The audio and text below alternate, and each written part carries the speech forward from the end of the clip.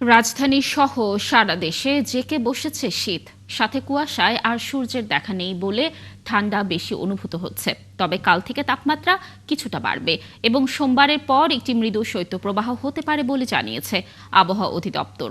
শুক্রবার সারা দেশের সর্বনিম্ন তাপমাত্রা রেকর্ড করা হয়েছে যশোরে ৮ ডিগ্রি সেলসিয়াস। জুলিয়া তানহার প্রতিবেদন।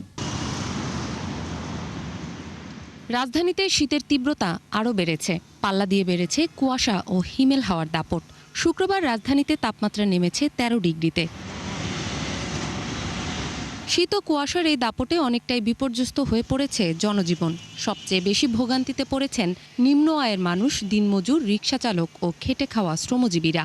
প্যাসেঞ্জার নাই, লোকজন না বাড়ায় না, শীতে ঠান্ডা বেশি। শীতের কারণে প্লাবন কষ্টে আছে খুব মানুষের এখানে। শীত বেশি, কাজ কাম নাই, মানুষ বসে রয়েছে, রান্না বান্নারও কষ্ট। শীতের কাপড় নেই, পোলাপান কষ্ট মষ্ট করতেছি।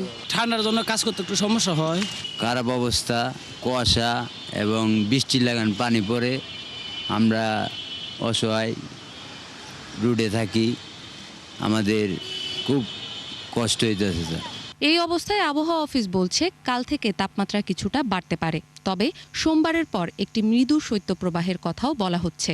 আজ সারা দেশে সবচেয়ে কম তাপমাত্রা যশোরে ৮ ডিগ্রি সেলসিয়াস। আগামী ৫ এবং ৬ তারিখের দিকে তাপমাত্রা কিছুটা কমে আসার সম্ভাবনা রয়েছে। তো সেক্ষেত্রে আমরা এখন যেমন কিছুটা বেড়েছে, এই জন্য শৈত্যপ্রবাহ কিছুটা কিছু কিছু জায়গা থেকে কমে আসছে, ওরকম কিছু কিছু জায়গায় আবার একটু বেড়ে যাওয়ার সম্ভাবনা আছে। আমাদের হিস্টোরিক্যাল ২০-৩০ বছরের মধ্যে এরকম ম্যাক্সিমাম এবং মিনিমাম 1 পার্থক্য ছিল মাত্র 1.7 গত 29 ডিসেম্বর।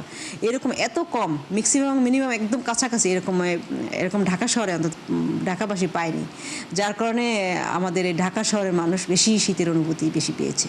এদিকে ঘন কুয়াশায় নৌ আর আকাশপথের যাত্রায় ভোগান্তি হতে পারে বলে জানিয়েছে আবহাওয়া অফিস। জুলিয়া তানহা, ৭১, ঢাকা।